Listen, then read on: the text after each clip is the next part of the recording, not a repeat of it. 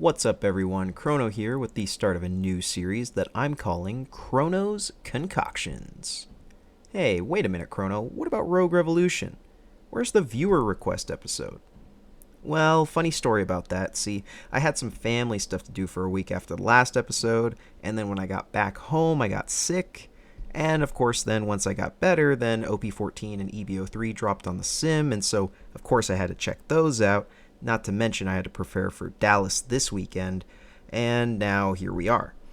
But don't worry, I will get back to Rogue Revolution. However, it is likely going to be more focused on the OP14/EBO3 meta, since I've been having a lot of fun with those cards, and, they're brand new. Well, back to the topic of this particular video. In this series, I'm going to be checking out the meta leaders. I know, but look, just because it uses a meta leader doesn't mean it can't be interesting.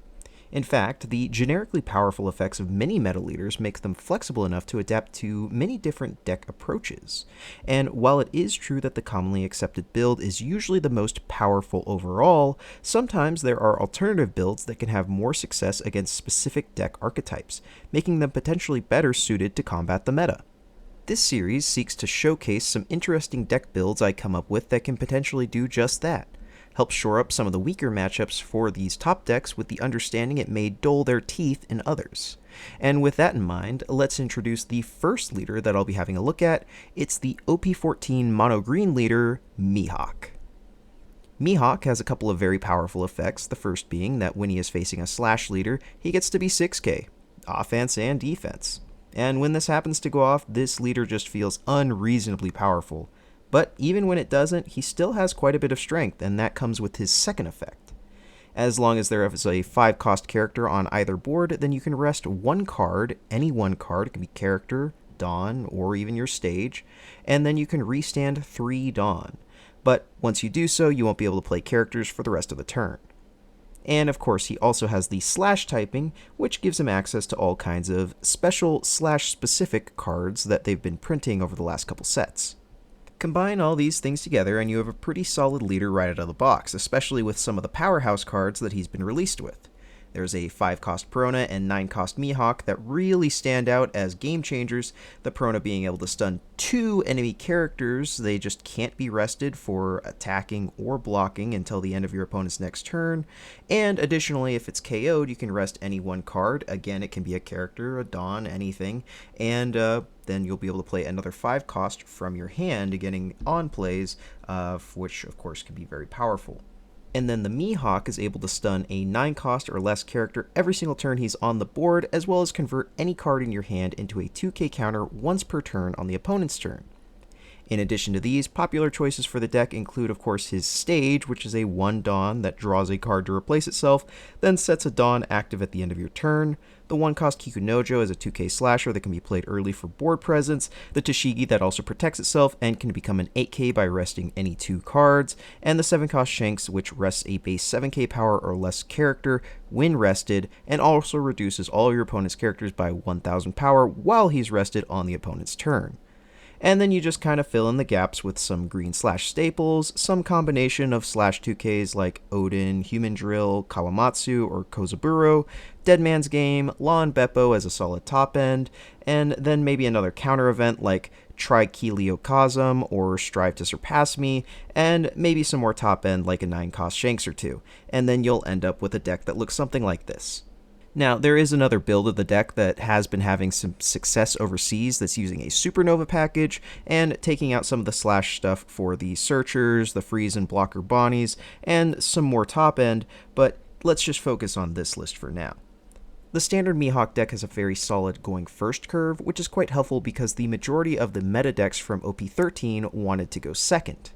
Going for Prona into Shanks into Mihawk into La Beppo is imposing for any deck to deal with, especially when you consider you also get 3 extra Dawn to allocate to swings or hold up for counter events every single turn in addition to these powerful cards on curve.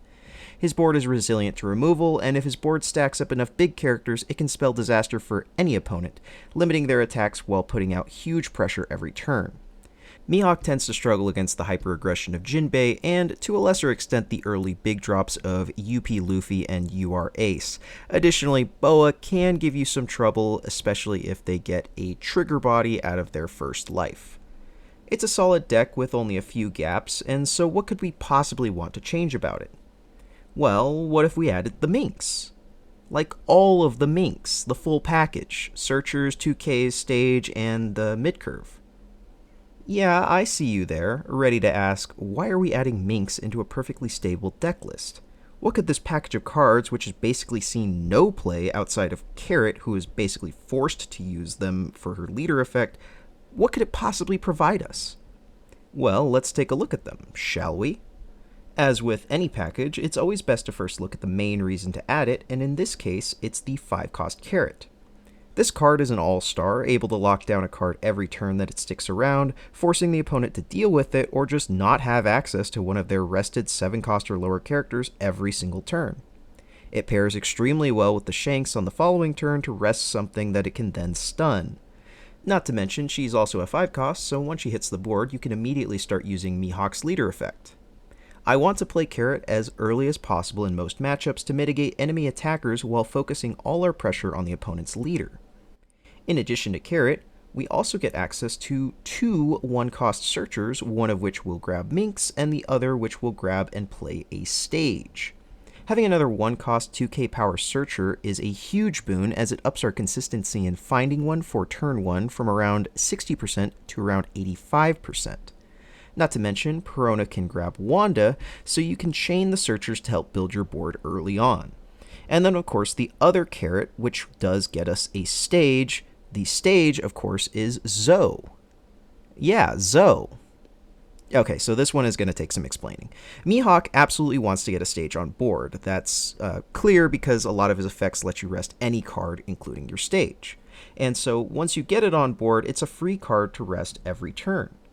The Coffin Ship is the go-to for most builds just because it only costs 1 Dawn, it replaces itself by drawing a card when you play it, and then it does have a small positive effect to restand a Dawn at the end of your turn for defense.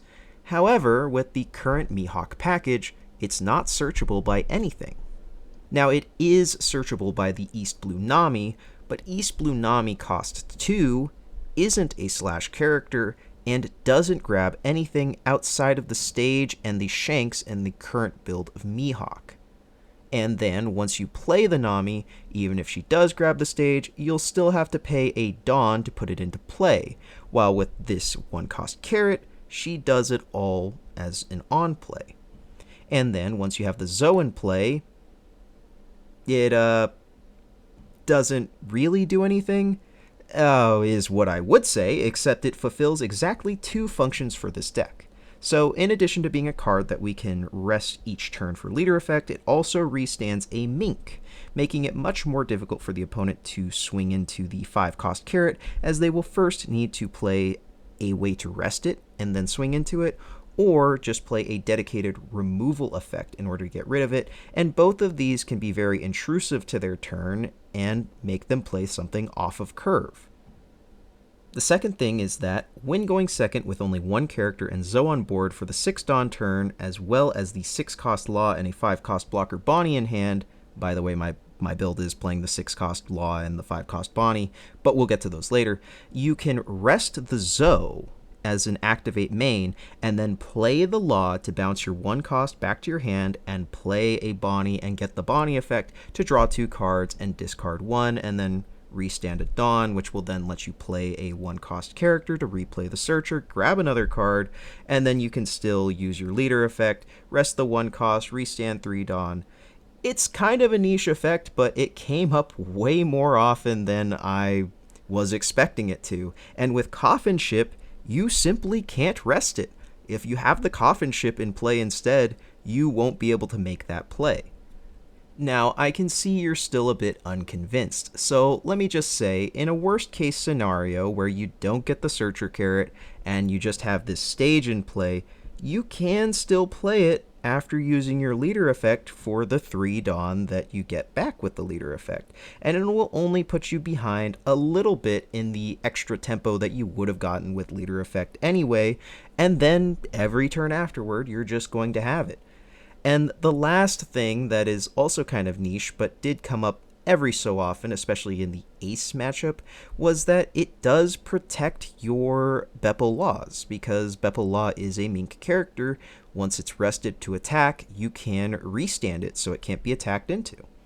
It's, again, not something that's going to come up a ton, but it does come up. By the way, Law and Beppo is a Mink card, so Wanda can grab it, and so I'll count it as part of the Mink package, even though we were already playing it. And lastly, of course, there's the Law and Bonnie that I had mentioned before. I really like this Bonnie as just a generically good green card. She's not a slash character, but she does draw 2 and discard 1 to keep cards in hand, gives you back a Dawn so you can extend your plays a little, and then this Law, since we're playing so many extra 5 costs, just felt like a no-brainer to add, and also helps shore up our going second curve a little bit, which, again, Mihawk already has a very strong going first curve, so if somebody wins the die roll against you, they're probably going to give you the go second curve. As for what I'm cutting, well, Wanda basically does what the 1-cost Kikunojo does. Carrot and Nekomamushi, by the way, I forgot to mention the Nekomamushi, but he's just a slash character that happens to be a Mink, so he's searchable by everything, so that's the 2K that I'm choosing here. Well, these two can come in for some of the other 2Ks from the previous deck. I'm cutting into the Shanks for the Laws. Since neither of them have counter power, it just made sense to swap them out for this. And then some of the counter events for the Bonnies as a proactive defense option, let's call it. We're playing more blockers rather than having 1-cost spell cards. And then the rest of the 2Ks and the 9-cost Shanks for the Carrots. And voila, it's Minkshawk. Oh yeah, and also I like the Prona slightly better than the Shigi, so I flipped the ratio there. So what does our new deck do that the old one doesn't? Well, it's got 12 1-drops, 8 of which we can play on turn 1 compared to just 8 in the other deck, all of which can be played on 1, but only 4 that we would really want to. If you have the Kikunojo and not the Prona, you would play it anyway, but you wouldn't be too happy about it. There isn't really a turn 2 play for our version going first or second, but we trade that out for having a very powerful turn 3, whether we go first or second, with access to 15 5-drops and the 3 Laws, compared to the 7 5-drops of the standard list and no Laws. And then for our turn 4, we have flexibility to go wide with another Law or drop a Shanks, depending on the matchup, board state, as well as what's in our hand, how many cards our opponent has in hand. The point is we have a lot of options. And from there, a lot of times we are just going to be dropping some Mihawks, dropping some Law Beppos, which is exactly what the other list would do as well. So what are we losing out on? Well, we have less 2Ks and less counter events, so we are more susceptible to just getting domed with 6K and 7K attacks early, and we also cut out the 9-cost Shanks, which hurts our ability to beat back-to-back 10-cost characters, though Law and Beppo do already help with that significantly. And what are we gaining? Well, we get consistency, blockers, and a wider board with more varied options in the mid-game. Is it worth it? I think so.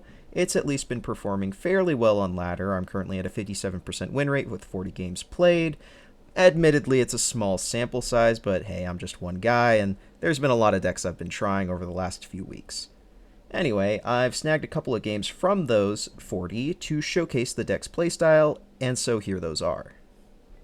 So here we are with game 1 against the mirror match. Unfortunately, we do win the die roll, so I choose to go first. I do also start with a Perona Searcher, which is very nice. I'll go ahead and grab the Mihawk off the top here. There was a Law to take as well, but I'd rather get the top end just because our deck has slightly less top end than the average Mihawk deck, and top end is going to be the defining cards of this matchup.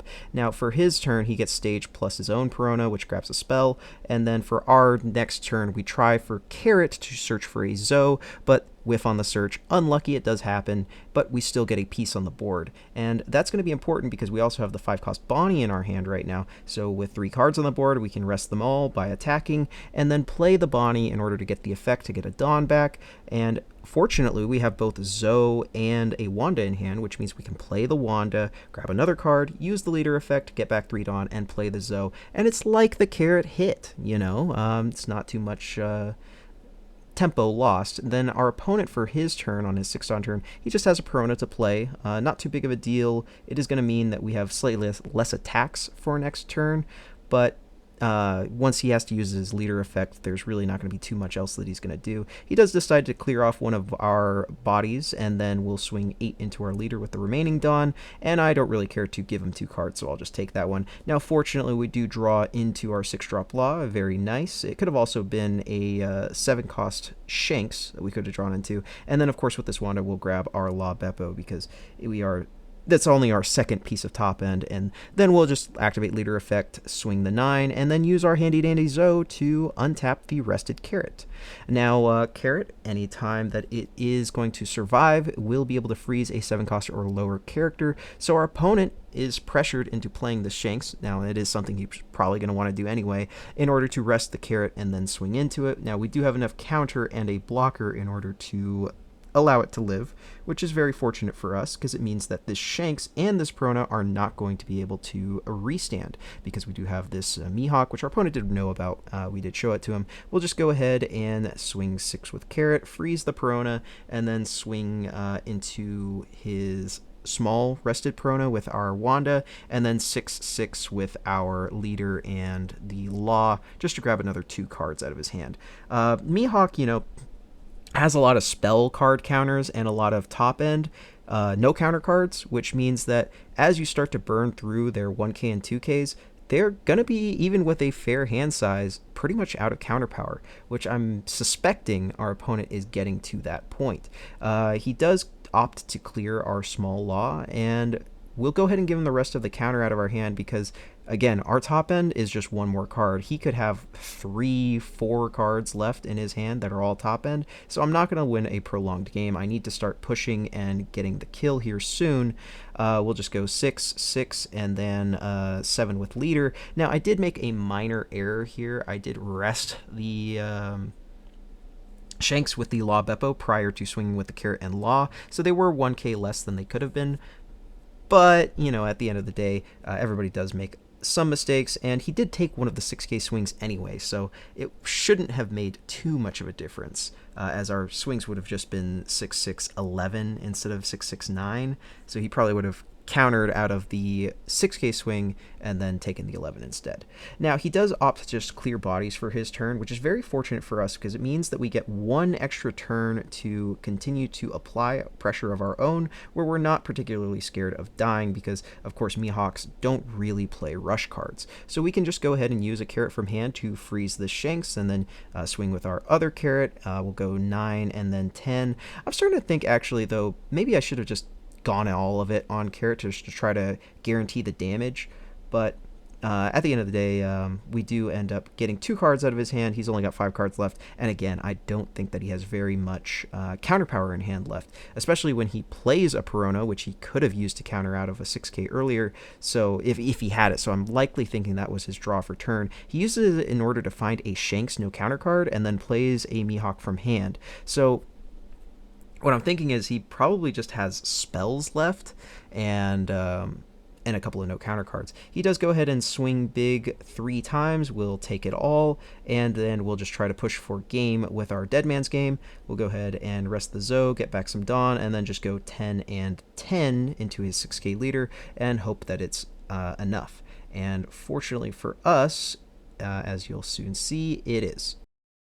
Well, here we are in Game 2 up against an Emu player, and we do get to go second with 2 Searchers in our opening grip, so that's pretty good, although our deck is actually pretty adept at going first into Emu as well, off the back of the 9-cost Mihawk and the 5-cost Perona and Tashigi. The 5-cost, they don't get removed by the Mars effect, and so having that extra board presence really helps, and then the 9-cost Mihawk locking down one of their characters really helps to buy extra turns against their 5 Elders plays, and lets us chip down their hand and life just enough to get to the win. Now, our Carrot this time actually does find a Zoe, which is very nice. We get to put the stage into play for just 1 Dawn, and then we'll go ahead and swing 5 and then 5. I do like it better to swing 5 and 5 rather than just swinging a big 8, as if they do have a spell card, it'll just be 1 card of their hand. Double 5s guarantees it's going to be 2 cards or 1 card and a life. Either way, you're fine with how that turns out. Then for our opponent's next turn, he just clears our body. He's just trying to mitigate the number of pieces that we have in play, especially in the case where we have the Trafalgar Laws, which, as you can see from our hand, we are holding 3 of those. So heads up play from him to recognize that as a potential threat. And then we'll just go ahead and go 5 with our lead, play the Law, bounce back one of the 1 costs, play this Bonnie, pitch one of the Zoes that we had, and then swing 6 with our Perona, just to try to eat another card out of our hand. He gives us a 2k. And we're pretty well poised for our next turn. Now, I don't expect any of the rested cards in our board to live, because there's no way we're going to be defending this Perona if he swings into it, and I do expect him to swing into it, especially after he's found that we have a Law. And then I was expecting a Mars to come down to pop the Bonnie, but Nazjoro is basically the same thing. There's no way I'm going to be defending that 4k body. It's just too many cards out of our hand, and we need as many cards in our hand for the late game as we can get. But fortunately, we do have still the 1 cost carrot. It does whiff its draw, but no big deal. We'll just go ahead and swing 7 into the Nazjoro. He gives us a spell card, and then we'll go ahead and play our other Law and another Bonnie, just to again keep cards in hand and draw through our deck. We are trying to find a little bit more top end. Only having 1 Law Beppo right now is a little bit concerning, as we are starting to get to the end game turns. We want to start chaining Law Beppos and Mihawks as soon as we can. Now, we do fortunately draw into a Perona, which is nice because we can use it next turn to try to find a Mihawk. We haven't seen one this game, although, there's only 2 in the deck, but hopefully we can find one. Additionally, yeah, we're not defending any of these bodies. Again, I just want to keep as many cards in hand as possible for the end game turns, which are about to be here literally next turn. And additionally, I don't expect our opponent has much else to do, as they just paid their 3 to play out the Elder that makes everybody a 7k, and they only have 2 cards left in hand. So if they want to play another card out of their hand instead, hey, you know what, be my guest. They don't, though, and just end up swinging big. Anyway, we do play the Perona and find a Mihawk. Very good luck for us. I guess we'll just go ahead and play that. Lock down one of his guys and attempt to clear out the board. We'll just go 7 and 7. To try to do that, and he lets us have the first one, which almost certainly means he'll let us have the second one, and lo and behold, so he does. From here, he goes ahead and uses leader effect just to go back to 4 cards, and has, surprise, surprise, 5 elders, and we'll go ahead and chain that off, grab a card. It is another spell, and then we'll swing into our life. I do want to defend our life if we can, so I'll go ahead and give him a 1k, and then he'll go super big into this Mihawk. If he can get it off the board, it's a huge boon for him, but, for just 3 cards, we can go ahead and keep it up using its own effect, and we'll do so. From here, we are just going to be chaining these Law Beppos back to back, and then we'll go for game once we have both in play. But in the meantime, I do want to make sure that I am clearing out this I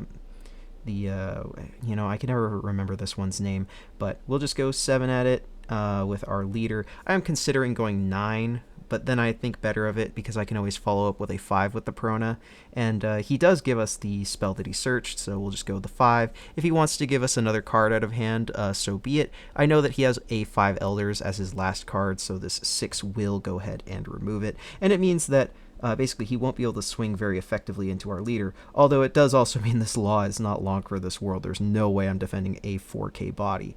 From here, there's not much else for our opponent to do except to pressure our life with a couple 7k swings. I think pretty long and hard about whether or not I want to give up one of my Demon Deadman's games for this life, and I decide, you know what, I'm not going to be dying anytime soon. I have another Law Beppo. Even if he can put me to 0 this turn, I have a bunch of 2Ks, and with these spell cards, it's not like he's going to be able to jam me for a 16k swing to put me out of the game, especially since I'll be a 7k leader, and we'll be able to remove his Elder that makes everybody 7k on his turn, using the Law Beppo to rest, and then Mihawk swing into Law Beppo swing into it.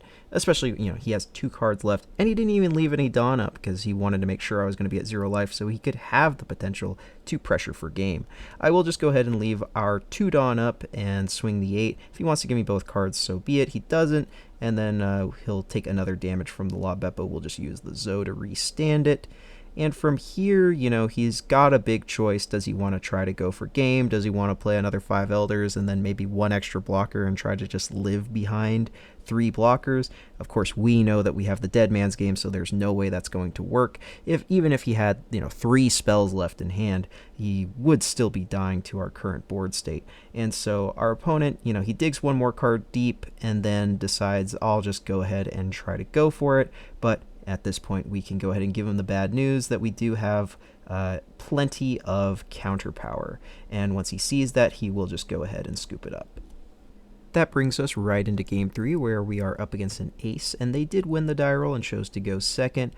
Oh, well, not so bad. We are a go first deck after all. We'll just go ahead and play the Wanda, grab a card, and then swing 8 with our leader. He doesn't have the Marco for turn 2, which is very fortunate for us, but instead we'll just have to play a 1-drop and then swing 8, setting up for potentially a Jozu turn. But lucky for us, we do have our Tashigi, which we can use to, keep itself around on the board. Even if he does have the Jozu, we just have to hold at least 1 Dawn up, which we will do so. 6 is the same as 7 against an ace, and so we just go ahead and swing the 6, leave 2 Dawn up. From here, he will go for a Yamato play instead of the Jozu. This is a situation where I kind of wish that I had a spell card in hand, just because it would be a 1 card to counter out of this, but after considering, I decide I would like to go ahead and hang on to the life. In the late game, there's going to be a lot of situations where we're going to have to give even more cards than this if we want to counter out of damage, and so 2 cards is still a relatively small price to pay. Not to mention it, plays around pudding a little bit, and I do like that we have 2 Mihawks in hand and a Trafalgar Law, which is going to come down next turn along with the Perona. And the Perona actually helps mitigate the threat of the 8-cost spell a little bit, as it does mean that his Yamato is not going to be able to swing on the next turn, so he won't have a good target to stick Dawn on with the 10 beard should he play it. So from here, we'll just go ahead and activate the Tashigi effect, rest our Law, and then go for 8 and then 8. Now, I am aware that this is going to make it so our Tashigi can be removed by the Jozu, but even if it couldn't be, because we had left the Dawn up, we would still be losing either our Perona or our Law, which is much the same as a Tashigi at this point, as we have no small characters in play nor a stage in order to rest to get her bonus effect. So I don't feel too bad about playing into this Jozu, especially since it means our opponent isn't going to be playing his big 10 beard this turn. From here, though, he just swings 7 into our lead, and I'll go ahead and take this one, as we do have a Mihawk to really help keep us afloat, and then we'll just go 6, 6, and then 8 again, eat another few cards out of our opponent's hand, 4 to be exact, and we gotta start chipping down. He's got 12 cards in hand or something like that, but every little bit does count, and he's only got 1 life left, so even the mighty ace is slowly running out of resources. From here, though, he just gives us a 1k. I'm expecting another 1k, and then no counter card, another 1k in order to round it out. Planning for our next turn, it's probably just going to be another Mihawk, and then we have a Perona to try to dig for the La Beppo. We really want to start finding the La Beppo, because I'm anticipating our opponent's going to be starting to drop Whitebeards here very soon, and here it is, his spell card to play Big Whitebeard, and he can go 8 and 9 with his remaining swings. I will just go ahead and give up this Law if he goes for it, but instead he goes for my life, and I really do want to hang on to this life as much as I can, and so I will go ahead and counter, and from there he swings another 9 at my life. I'll just take that one. I don't want to give another 3 cards, but at the very least we do have the capability to mitigate the number of swings that our opponent can put out, because we have another Mihawk in hand. And so we'll just go 10 with the Mihawk, see if he wants to give us a block. He likely is going to want to, but we're threatening that maybe we have the 5-cost what's-her-face Bonnie that could freeze the Big Beard if he did that. We don't. We don't even have it in the deck, but he doesn't know that. And so we'll just go 6, 6, 8 again, eat another 4 cards out of our opponent's hand, and he's down to just 4 cards left in hand at this point. Unless he does take this damage, then he gets to draw to 8. But now, any hit will eliminate him from the game. And so, that can't feel too good. He probably can't even swing with his Whitebeard at this point. Well, he does have another 10-cost Whitebeard to play, and he'll still have 2 Dawn left available to him. But we've got 2 Mihawks in play already, and we're still sitting pretty at 2 life. Not to mention, I just searched out a La Beppo for follow-up on our next turn, and so he does go 8 into our lead. I'll just go ahead and give him a couple of cards using our 2 Mihawk effects, and he walls up with another blocker. Now, I could just go directly for game with these Mihawks, and it's actually probably the correct move to swing this Mihawk, make it so that he can't block, but I have it in my head that I can't lose if I completely mitigate the number of swings that he has, which is just going to be basically freezing his 6k and 7k and then freezing one of his Whitebeards, but he ends up countering out of one of the swings rather than giving me the block, so then I realize he just doesn't have enough cards in hand to deal with this 14k. Hopefully those games helped showcase the early and mid-game plays this deck can perform, which differ a bit from what a traditional Mihawk list does. But now we get to the real question that's at the crux of this video. What are the matchups that these changes help with, and what are the matchups that it hurts you in? This deck style is more adept at building boards, stunning characters faster, and then filtering your hand, which makes it suitable to combat Jinbei as well as Ace slightly better than its counterpart. On the flip side, you're giving up some capability in the mirror as well as against Boa. The first because our top end is simply lower in number. Even in the game where we won, you could see that I was out of steam way before my opponent was. If he had just a little bit more counter in hand, I was going to lose that one. And then for the second, because we have a lot less total counter power. Boa's game plan revolves around burning the opponent's life down to 0 and then swinging massive with an unblockable attack, optionally playing a pudding right beforehand, and unfortunately we only have 4 counter events, which is a lot of the times simply too few to deal with it. There's still some tinkering left to be done, I'm sure, and it's hard to say what the landscape of the OP14 meta will be in the West, but I do have a feeling it'll end up being more Ace than anything else, and so I'm willing to give up some points against the other decks to help me play some cards that can beat him. I do encourage you all to give this list a try, and just to see what you think for yourself. If there's anything that you change and end up liking it a little bit more than this, definitely let me know in the comments. Mihawk's a real contender for what I'm going to be playing in the next format, as I've been really liking him so far, and I'd love to see what you all end up doing with him. And that about does it for me. Barely getting this one out in time before the Dallas Regional. By the way, I'm going to be at the Dallas Regional, playing Carrot. Couldn't quite figure out a Nami build that I was confident in, and so I'm taking the Minks. That's part of the reason they were so on my mind when I was playing the Mihawk deck, I guess. So if you see some guy playing Carrot over there, then that's probably me. Anyway, I've got a lot of new deck ideas for OP14, some for meta leaders and some for off-meta ones, so if you want to see more ideas for builds of your favorite leaders, like this vid and subscribe to the channel to see them over the next few weeks. Hopefully my upload schedule ends up going back to being a little bit more regular this month, as, hopefully more things don't come up to delay it. Anyway, as always, thanks for watching, and I'll see you in the next one.